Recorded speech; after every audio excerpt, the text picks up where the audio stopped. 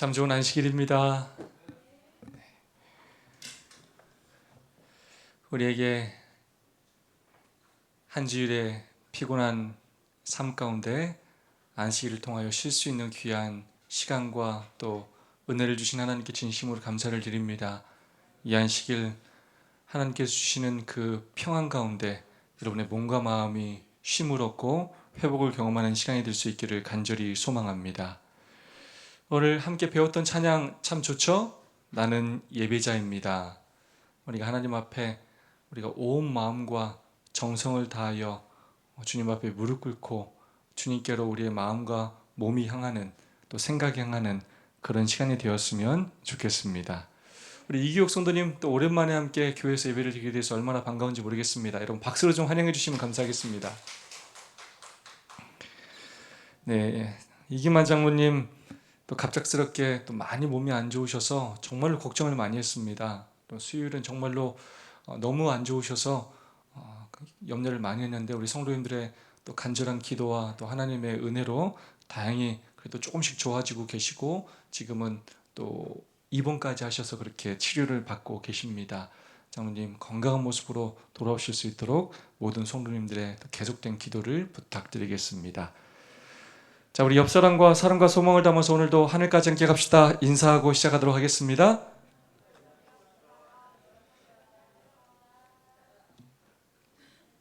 감사합니다.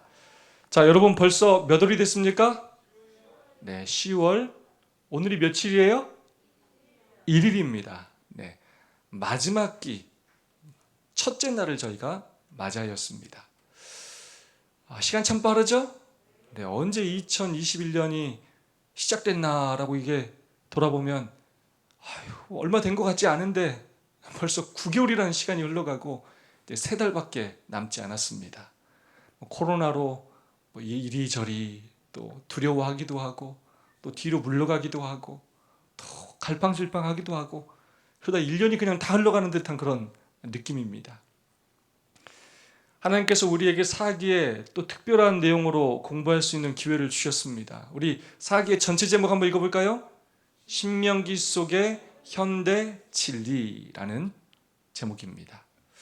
우선 여러분 개인에게 좀 꼭 부탁을 드리자면 여러분이 꼭 개인적으로 책을 꼭 구입하시기를 부탁을 드립니다. 이거는 뭐하고 같냐면 이건 자세와 관련되어 있는 내용입니다. 저는 뭐 이거 안 하는데요, 안 보는데요 라고 하면 점점 더 이제 그런 삶의 태도 때문에 하나님의 말씀을 접하고 또 내 거로 삼는 일에 있어서 점점 뒤로 물러나게 돼 있습니다. 신앙에서 한 발짝 앞으로 가기는 정말로 대단한 결심과 노력을 해야 되는데 한 발 한 발 뒤로 물러가는 것은 얼마나 쉬운지 모릅니다. 그리고 한 발 뒤로 물러가면 얼씨구나졌다 사단이 또 툭 밀어버리면 또 뒤로 발라다 넘어지게 되고 그러면 또 몇 발짝 또 뒤로 가게 됩니다. 그럼 나도 모르는 사이에 저 뒤에 툭 쳐져 있고 나보다 한참 신앙을 늦게 한 것 같은데 저 사람은 한참 저 멀리 가 있는 경우들이 있어요. 근데 결국 신앙은 늘 작은 것 하나하나로 변화되기 시작합니다. 그래서 여러분 말씀을 연구하고 또 내 것으로 만들고 밑줄 그으면서 성경절을 찾아보고 하는 그런 노력들 굉장히 중요합니다. 금요일에 교회에서 교과 공부하니까 난 아무것도 안 해야지라고 생각하면 절대 안 된다는 것입니다. 여러분들이 개인적으로 책을 구입하시고 개인적으로 집에서 하루하루 또 교과의 말씀들을 연구하시면서 꼭 여러분의 것으로 만들어 가실 수 있기를 간절히 소망합니다. 제목 다시 한번 읽어보겠습니다. 굉장히 중요합니다. 시작. 신명기 속의 현대 진리. 지금으로부터 한 3,500년 전에 쓰여진 신명기지만 그때 쓰여진 그 신명기 속에 담겨진 이스라엘 백성들에게 주신 것으로 끝나는 것이 아니라 오늘 우리에게 주신 이 시대의 현대 진리가 무엇인지를 우리가 함께 살펴보게 될 것입니다. 단순히 이스라엘 백성들의 역사로 끝나는 것이 아니라 오늘 이 말씀은 우리의 삶이 될 것이고 역사가 될 것입니다. 이 말씀을 깊이 연구함으로써 여러분 이 기별이 여러분의 삶의 진리요 또 길이요 인도자가 될 수 있기를 간절히 소망합니다. 자, 신명기는 뭐라고 딱 얘기할 수 있냐면 언약의 책이다라고 얘기할 수가 있겠습니다. 제가 지난 기회에 언약에 대해서 많이 배웠는데요. 신명기는 언약의 책이라고 할 수가 있겠습니다. 여러분, 한자로 저 신자가 무슨 자인지 혹시 여러분 아시는 분 계십니까? 신명기 할 때 신자가 저기 납신자입니다. 거듭신자. 거듭 주어진, 재차 주어진 하나님의 말씀들이라는 뜻입니다. 70인역에서는 이걸 뭘로 표현했냐면 듀테로노미움, 이 듀엣, 두 번째라는 뜻입니다. 둘이라는 뜻이에요. 더블, 노미움, 말씀이라는 뜻입니다. 그래서 70인역대로 표현하자면 두 번째 율법입니다. 근데 이거 엄밀한 의미로 두 번째라는 뜻은 옳지 않고, 십계명, 하나님께서 주신 언약이 또 다른 언약이 있다는 뜻이 아니라 첫 번째 언약을 거듭해서 갱신하고 강화하는 그런 의미를 담고 있는 것입니다.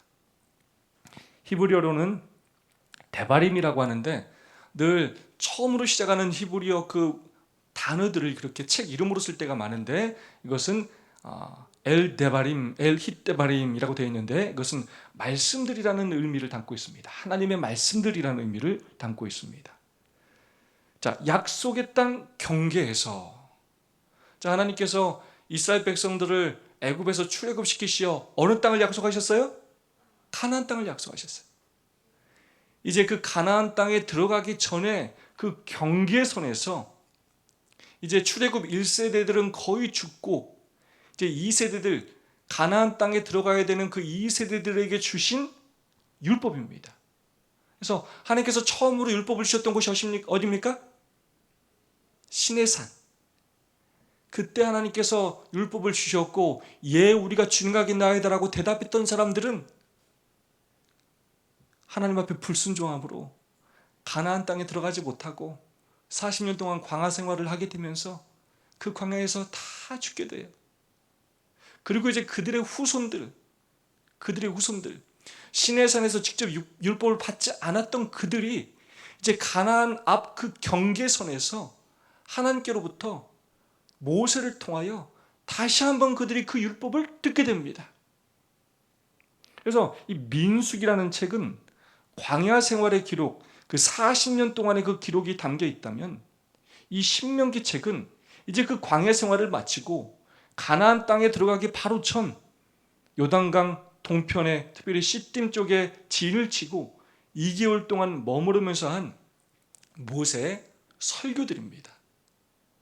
율법에 관하여 모세가 세벌에 거쳐 설교하면서 너희들이 이 가나안 땅에 들어가면 어떻게 살아야 하는지에 대하여 그가 온 애정을 담아서 이스라엘 백성들에게 호소하는 내용, 권면하는 내용이 담겨있는 책이 바로 뭐라고요? 신명기라는 책입니다. 그래서 간단하게 얘기하자면 두 번째 선포되는 하나님의 말씀들인데, 그 율법을 갱신하고 강화시키는 말씀들인데, 이 말씀들이 모세의 뭘로 이루어져 있다고요? 설교로 이루어져 있습니다. 특별히 몇 개의 설교요? 세 개의 설교로, 크게 세 개의 설교로 이루어져 있다는 것입니다. 여러분, 신명기라는 책은 굉장히 특별한 책입니다. 왜 특별하냐? 예수님께서 광야에서 시험 받을 때 3번 성경 말씀을 인용하셨는데, 그 인용했던 말씀이 다 뭐냐면 신명기예요. 신약 성경에서 200회 이상 언급된 책이 바로 신명기입니다. 여러분, 유대인들이 성식 할 때 보통 모세경을 다 외우는데, 특별히 어느 책을 제일 중요하게 여기냐면 이 신명기를 제일 중요하게 여겨요. 쉐마 이스라엘, 이스라엘 백성아 들으라. 그래서 거의 신명기를 다 암송합니다. 그만큼 유대인들이 너무나 사랑하고 아끼는 책이 신명기고, 예수님도 거의 성경을 암송하셨겠지만 특별히 이 신명기 말씀을 정말로 자주 인용하셨습니다. 가나안 땅에 들어가기 전에 이 사해 위로 있는 것이 바로 요단강입니다. 요단강 동쪽 저 시딤이라는 곳에서, 모세가 죽은 곳은 또 시딤보다 조금 더 밑에, 그곳이 느보산이고요. 가나안 정복을 시작하기 전에 시딤에서 광야와 가나안의 그 경계선에서 과거를 돌아보고 현재 우리 모습을 살피며 미래 어떻게 해야 할지를 그렇게 모세가 3번의 설교를 하면서 그들에게 권면한 내용이 바로 신명기라고 할 수 있겠습니다. 그래서 3번의 설교를 이루어집니다. 첫 번째 설교는 과거에 대한 이야기를 해요. 하나님께서 너희들을 어떻게 인도하시고 우리를 어떻게 인도하셨고 우리를 어떻게 축복하셨고 우리가 하나님 말씀에 순종했을 때 어떤 일이 있었고 불순종했을 때 어떤 일이 있었는지를 이야기합니다. 그리고 현재 우리 모습에 대하여 이야기해요. 출애굽했음에도 불구하고 그 출애굽한 1세대들이 하나도 이제 가나안 땅에 들어가지 못하는 그런 상황을 이야기하고, 그리고 마지막 3번째로 축복과 저주에 대하여 이야기하면서 너희가 가나안 땅에 들어가서 하나님 말씀에 순종하면 축복을 받을 것이고 그렇지 않을 때는 너희들이 결국 저주를 받게 될 것이다 라고 미래에 대하여 그렇게 권면하는 내용이 신명기라고 할 수 있겠습니다. 그래서 결국 이 신명기 마지막에 어떤 장면이 나오냐면 모세가 죽어요. 다르게 말하면 이 신명기는 모세의 설교이기도 하면서 또 다르게 표현하면 뭐라고 할 수 있겠습니까? 모세의 유언이라고 할 수도 있겠습니다. 유언입니다. 그 이스라엘 백성들과 40년을 함께하지 않았습니까? 그들이 어떤 마음으로 어떤 생각으로 살아왔고 어떻게 하나님한테 범죄했고 지금도 어떤 마음을 가지고 있는지를 모세는 다 알고 있어요. 그래서 그들이 이 약속의 땅, 이 가나안 앞에서 정말로 이 가나안을 바라보는 그 시점에서 앞으로 어떤 믿음 생활을 하며 살아야 할지에 대하여 간절한 마음으로 그가 호소한 내용입니다. 하나님의 하신 일을 기억해라. 너희 부모들 그 1세대의 실수를 좀 교훈 삼아라. 봤지 너희들 순종하지 않았을 때 어떤 심판을 당하고 어떤 삶을 사는지 너희가 봤지. 반드시 율법을 지켜 행해라 라고 그렇게 권고하는 내용입니다. 구조로 보자면 크게 보자면 3개로 나눠져 있습니다. 과거, 현재, 미래. 장절로 나누자면 마지막 31장부터 34장까지는 결국 지도권을 위임하고 여호수아에게 위임하고 모세의 죽음으로 그렇게 끝이 납니다. 그래서 3번의 설교와 함께 지도권의 이양과 모세의 죽음으로 그렇게 신명기는 이루어져 있다고 볼 수가 있겠습니다. 자, 왜 다시 주셨는가? 거듭신자라고 그랬죠?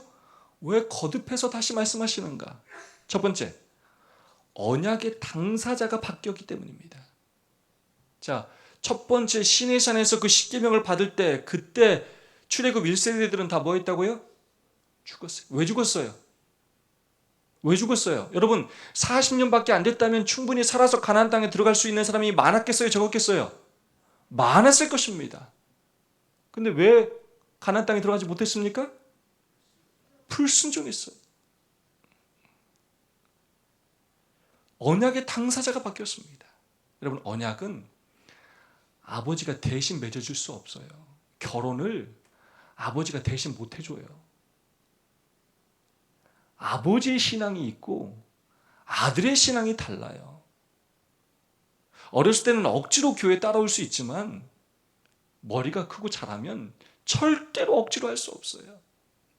반드시 본인이 하나님을 선택해야 합니다. 하나님과 언약 관계를 맺어야 합니다. 억지로 하는 것은 우리가 지금 배우겠지만 이번 과에 배우겠지만 하나님께서 기뻐하지도 않으시고 신앙이라는 것이 이루어질 수도 없어요. 결국 계승신앙이 중요하다는 것입니다. 나의 신앙이 나와 하나님의 언약 관계가 내 자녀들에게 다시금 그들과 하나님과의 개인적인 언약 관계가 될 수 있도록 우리의 신앙이 잘 전수될 수 있도록 우리가 정말로 노력해야 합니다. 여러분이 하나님 앞에 언약 관계를 맺고 헌신하셨던 것처럼 우리의 자녀들이 그런 삶을 살 수 있도록 우리가 노력하고 또 기도해야 하겠습니다. 두 번째로 구속사적인 상황이 바뀌었습니다. 지금까지는 어디에 있었어요? 광야에 있었어요. 여러분 그들이 광야에 산 일이 뭐예요? 광야에 산 일이 뭐예요? 광야에서요 하나님이 가라 하면 가고요 멈추라면 멈추고요 가라면 가고요, 멈추라면 멈추세요. 뭐 농사를 졌습니까? 하나님이 뭐만 훈련시켰냐면요, 아주 일 중독되어 있는 그 이스라엘 백성들, 어떻게든 쌓아놓고 막 이렇게 살려고 하는 그들한테 다른 일 못하게 했어요. 뭐만 훈련시켰냐면 하나님 말씀 순종하는 것. 그러니까 이스라엘 백성들 이거 미쳐요, 안 미쳐요? 미치고 환장할 것 같아요. 걱정되고 뭘 쌓아놔야 될 것 같은데, 뭐 일을 해야 될 것 같은데. 그때는 어떻게 먹고 살았어요? 일해서 먹고 살았어요? 하나님께서 날마다 만나를 내려주셨어요. 어떻게 물 먹었어요? 하나님께서 반석으로 물을 공급해 주셨어요. 모든 필요를 다 태워주셨어요. 근데 이제 요단강을 건너고 나서 가나안 땅에 들어가면 상황이 완전히 달라져요. 이제는 뭘 해야 돼요? 그 가나안 땅, 약속의 땅을 뭘 해야 돼요? 정복해야 돼요. 싸워야 돼요. 전쟁을 치러야 돼요. 더 이상 만나가 내려요, 안 내려요? 만나가 안 내려요. 완전히 상황이 바뀌었습니다. 하지만 하나님의 신실하심과 하나님의 능력은 동일하다는 것, 하나님의 율법은 변함이 없다는 것을 믿으라는 것입니다. 순종하라는 것입니다. 세 번째, 누가 바뀐다고요? 지도자가 바뀌어요. 모세조차도 가나안 땅에 뭐 하지 못해요? 들어가지 못해. 하나님께서 그걸 허락해 주시지 않아요. 그래서 제가 성지순례 가서 성경의 땅 직접 가서 가장 또 마음이 아프고 또 많은 또 은혜와 감동을 받는 곳 중에 하나가 어디냐면, 모세가 다 가나안 땅을 다 바라보는 곳이에요. 눈에 약속의 땅이 보이는데 뭐 하지 못한다고요? 들어가지 못해. 하나님께서 모세에게 그 산을 다 바라보게 하셔요. 느부산에서 다 가나안 땅을 바라보게 하시는데 거기를 허락을 안 해주셔요. 이제 그 지도력이 여호수아로 교체되게 되고, 이제 이스라엘 백성들이 지금까지 40년 동안 모세 말 잘 들었어요, 안 들었어요? 모세 말 안 들었어요. 틈만 나면 불평불만하고 그랬던 백성들이었습니다. 이제 새로운 지도자와 함께 하나님 말씀에 순종하며 율법을 앞세워서 그렇게 가나안 땅을 정복하여 약속하신 축복을 누리라는, 정말로 모세의 유언과도 같은 사랑과 애정이 담긴 그의 호소라고 할 수가 있겠습니다. 핵심 주제들은 이런 내용들입니다. 하나님께 주셨던 십계명, 신의 산에 주셨던 그 언약, 그것을 기억하고 이제 그 언약들이 너희의 것이 되어야 한다, 그것을 갱신해야 한다라고 말하고 있습니다. 그러면서 그 속에 담긴 하나님의 사랑에 대해서 이야기하고 있어요. 사랑, 모세경 중에서 사랑이라는 이 단어가 가장 많이 나오는 책이 바로 신명기예요. 그래서 이번 주 교과도 기억절이 사랑에 대한 기억절이에요. 율법을 강조합니다. 그러면서 역사, 너희 선조들의 역사를 기억하라는 거예요. 순종했을 때와 불순종했을 때 어떤 일들이 있었는지를 기억하라는 것입니다. 그러면서 올바른 선택을 하는 것입니다. 매 순간 가나안 땅에 가서 선택해야 될 일들이 생기는데 그때 꼭 율법을 기억하고 순종하라는 것입니다. 그렇게 하면서 마지막에 축복과 저주의 산에서 하나님 말씀에 순종할 때 어떤 축복을 받고 하나님 말씀에 불순종할 때 어떤 저주를 받는지를 이야기하면서 그 약속의 땅을 차지하라고, 그 땅에 꼭 들어가서 축복을 누리라고 그렇게 권면하고 있습니다. 자, 신명기 4장 5절 6절 다 함께 한번 읽어볼까요? 내가 나의 하나님, 시작.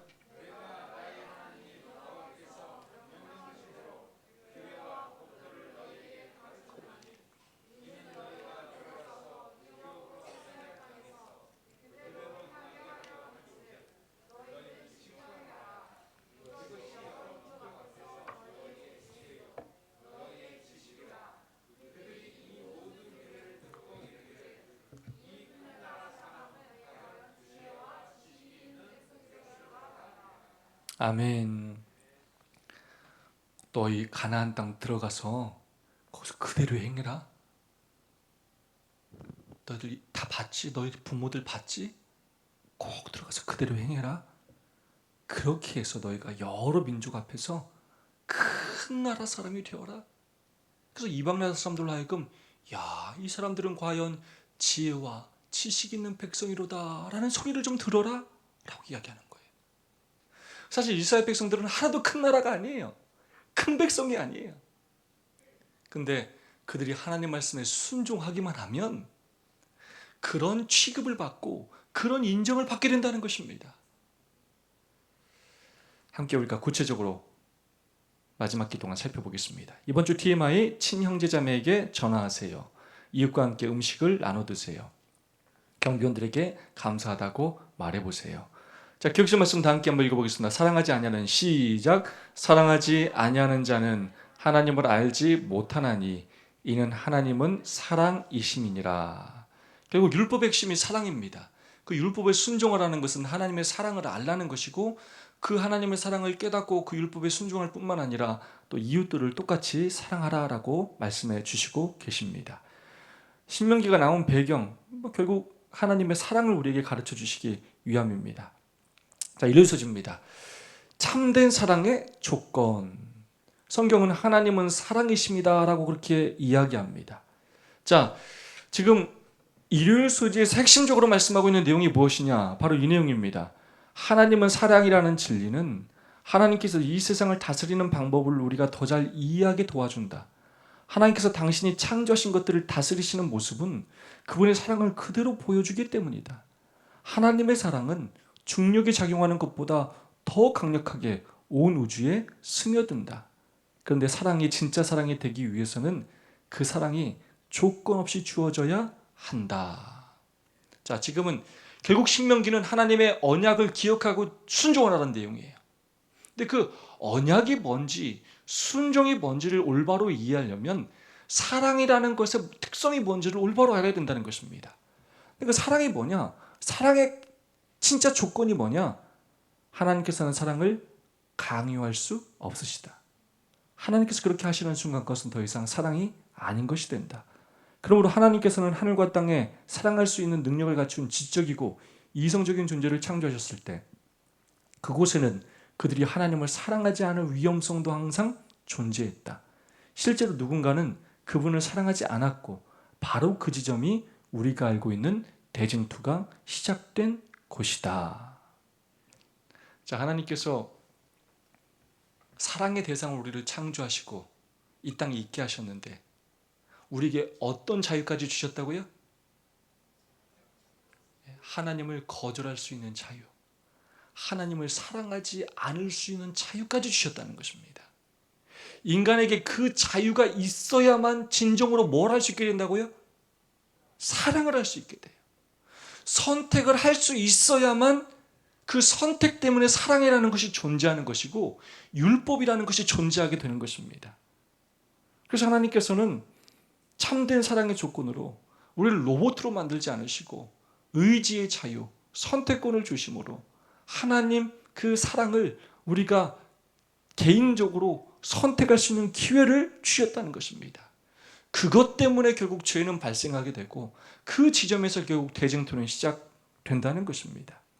사랑이 진짜 사랑이 되기 위해서는 자유로운 선택이 가능해야 함을 알고 계셨던 하나님께서는 위험을 감수하고서라도 자유의지를 허락하셨다. 감히 하나님을 거절할 수 있는 자유를 하나님께서 우리에게 주셨다는 것입니다.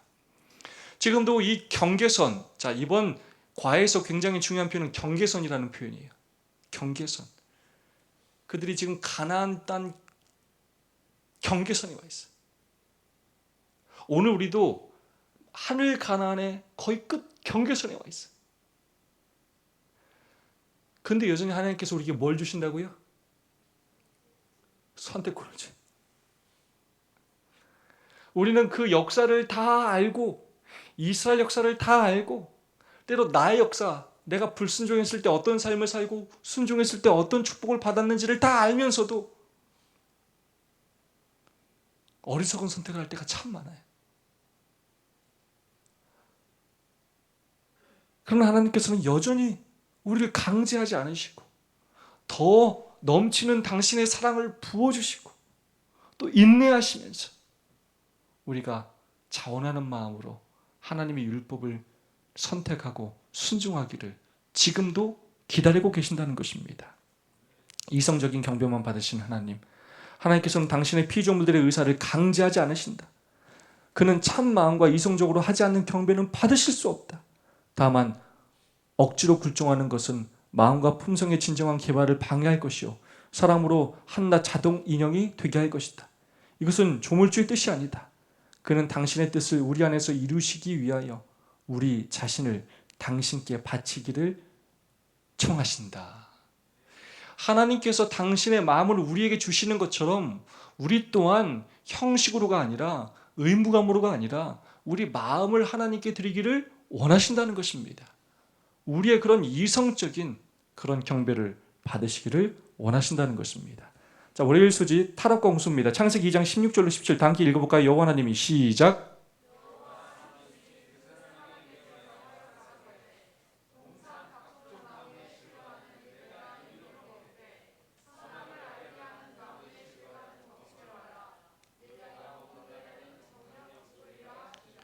자, 배웠던 것처럼 하나님께서 뭘 주셨다고요? 선택할 수 있는 자유. 다르게 말하면 하나님을 거절할 수 있는 자유를 주셨습니다. 율법이라는 것은 무엇이냐면 바로 기준이라는 뜻인데 그 기준은 하나님의 말씀인데 그 하나님의 말씀에 순종할지 거절할지 그 자유를 주셨다는 것입니다. 그리고 성경은 우리가 그 하나님 말씀에 순종할 때에만 참된 자유를 누릴 수 있다. 하나님께서 약속하신 축복을 누릴 수 있다. 생명이 유지될 수 있다고 그렇게 이야기하고 계십니다. 그런데 왜 타락과 홍수가 일어났습니까? 그들이 하나님을 뭐 했어요? 거절했습니다. 인간의 타락 이후 모든 상황은 점점 더 최악으로 치달았다. 그로 인해 하나님께서는 인류에 대하여 그의 마음으로 생각하는 모든 계획이 항상 악할 뿐임이라고 말씀하셨다. 그리고 그들의 생각이 악했다는 것은 그들의 행동 역시 악했음을 보여준다. 그 결과 하나님께서는 온 세상을 큰 홍수로 멸망시키셨다. 이것은 어떻게 보면 인류에게 다시 시작할 수 있는 기회를 주신 두 번째 창조라고 할 수 있다.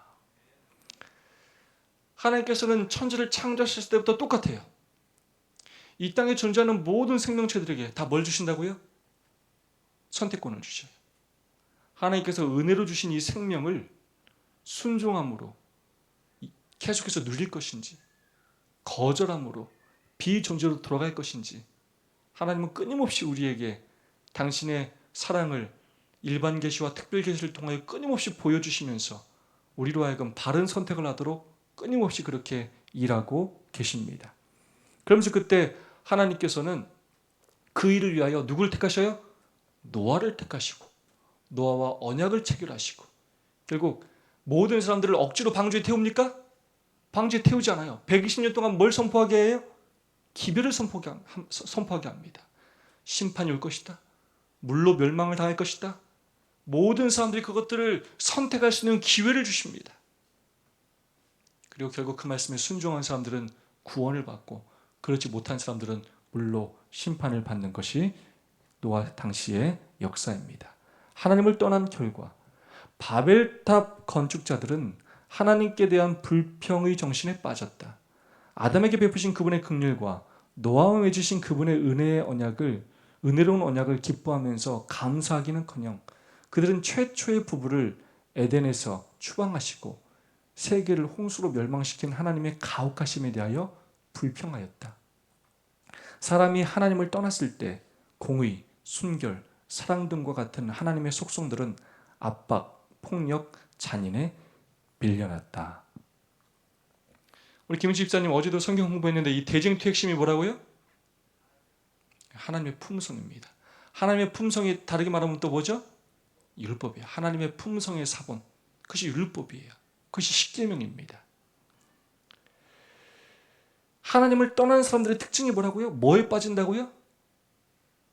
불평에 빠져요.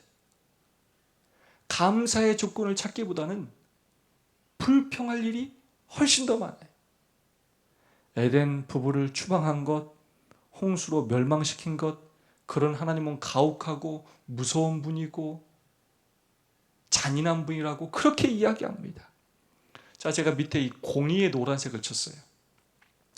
자, 우리는 여러분 하나님의 품성 중에 사랑과 함께 굉장히 중요한 품성이 하나가 무엇이냐면 바로 이 공의라는 품성이에요.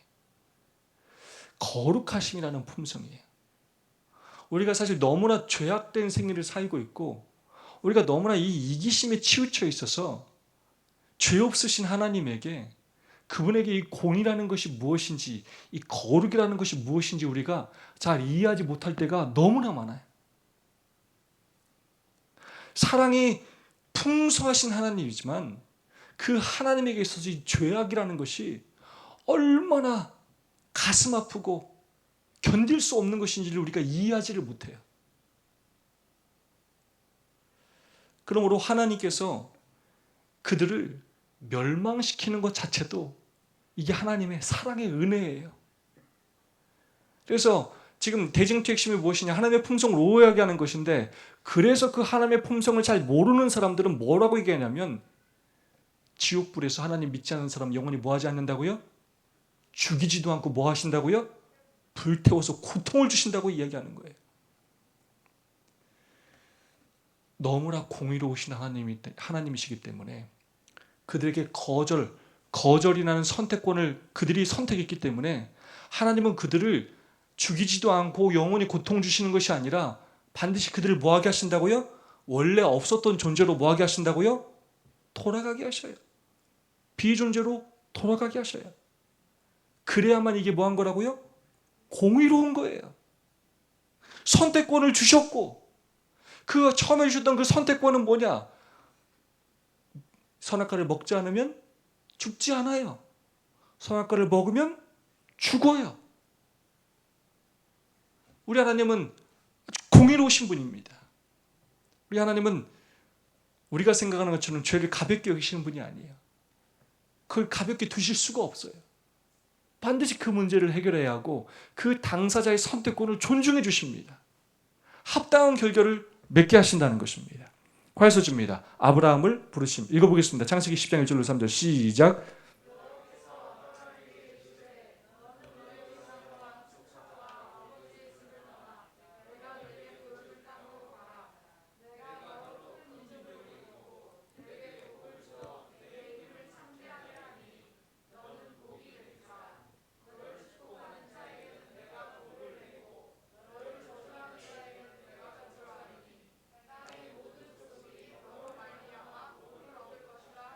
아멘.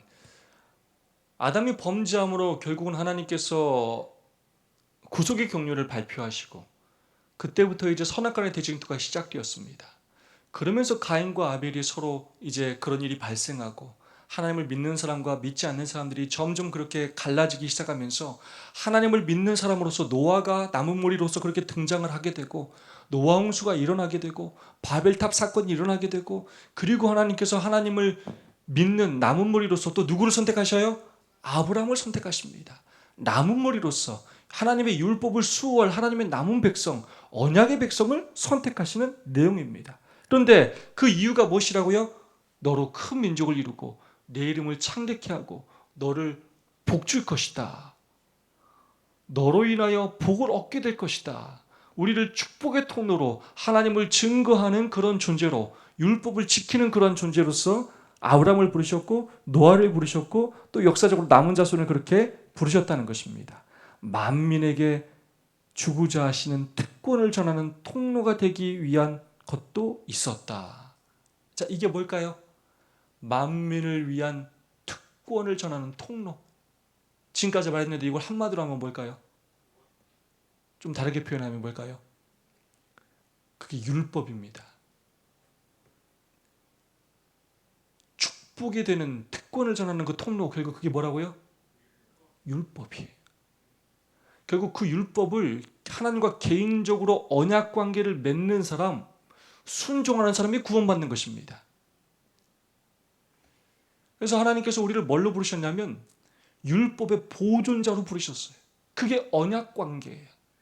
언약 관계라는 것은 하나님의 율법에 순종하는 것을 의미하는 것입니다. 그것이 구원의 특성입니다. 또 시내산에서 언약을 맺습니다. 이스라엘 백성들을 출애굽시키셔서 시내산에서 그들에게 말씀하셔요. 십계명을 받기 전에 말씀이에요. 세계가 다 내게 속하였느니 너희가 내 말을 잘 듣고 내 뭘 지키면, 언약을 지키면 너희는 모든 민족 중에서 내 뭐가 되겠고 소유가 되겠고 너희가 내게 대하여 제사장 나라가 되며 거룩한 백성이 될 것이다. 지난번에 말씀드렸죠. 그 제사장이 하는 일이 뭡니까? 중보인데 결국 봉사예요. 축복을 섬기는 일을 하는 것입니다. 너희들이 축복을 많이 받아서 그 축복을 나눠주는 나라가 될 것이다 라고 그렇게 말씀하셨어요.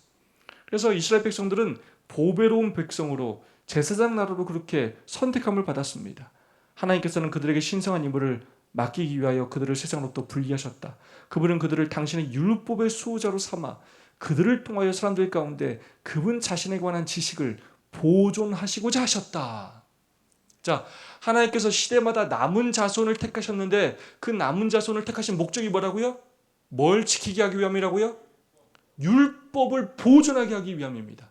그래서 우리 마지막 남은 무리의 특징 두 가지가 뭡니까? 하나님의 계명을 지키고 두 번째 예수의 증거를 갖는 것입니다. 그래서 하나님의 이 계명을 지키는 것은 굉장히 중요합니다. 그래서 지금 이 경계선에서, 가나안 경계선에서 이제 이 세대들에게 너희들 제발 이 율법을 뭐 하라고요? 율법을 보관해라. 율법을 순종해라. 이 율법을 지켜라. 그럼 너희가 가나안 땅에 들어가서도 니네가 무슨 나라가 될 것이다? 제사장 나라가 될 것이고 보배로운 백성이 될 것이고 축복의 통로가 될 것이다. 큰 나라가 될 것이다. 말씀하시는 것입니다. 호소하는 것입니다. 배도와 형벌. 이스라엘 백성들이 십계명을 받을 때 뭐라고 그랬냐면 여호와께서 명령하신 대로 우리가 다 준행하리이다. 다 순종하겠다고 입으로는 내내 했어요. 이스라엘 백성들이 이 말을 했을 때마다 진심을 담아 했음이 분명하지만 그들이 가짜란 게 아니에요. 진심으로 그랬어요. 불행하게도 역사는 그들의 말과 행동이 일치되지 않았음을 보여준다. 그들은 선택받은 민족으로서 아무 조건 없이 하나님과의 언약에 들어가게 되었지만 결국 한 가지로 요약되는 그들 편에서 지켜야 할 그 일을 지키지 않았다. 뭐 하지 않았다고요? 순종하지 않았어요. 순종하지 않았습니다. 하나님과 언약을 맺었던 시내산이 보이는 그곳에서부터 반역이 시작됐어요. 금송아지를 만들었어요. 안타깝게도 그들의 불충실함은 뭐가 되었다고요? 일상이 되어버린 듯했고 그로 인해 약속의 땅으로 속히 들어가는 대신 광야에서 40년간 방황하게 되었다는 것입니다. 율법에 순종하기를 거절하였습니다.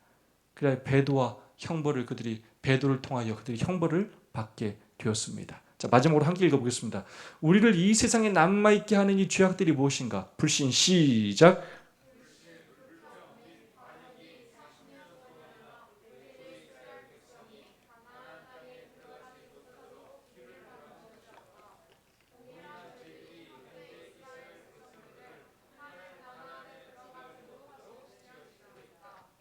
주님의 백성이라고 고언하는 자들 가운데 있는 불신, 세속적인 욕망, 비헌신적인 정신, 신자들 간에 있는 다툼이 죄와 슬픔으로 가득 찬 이 세상에 우리들을 오랫동안 남아있게 하는 것이다.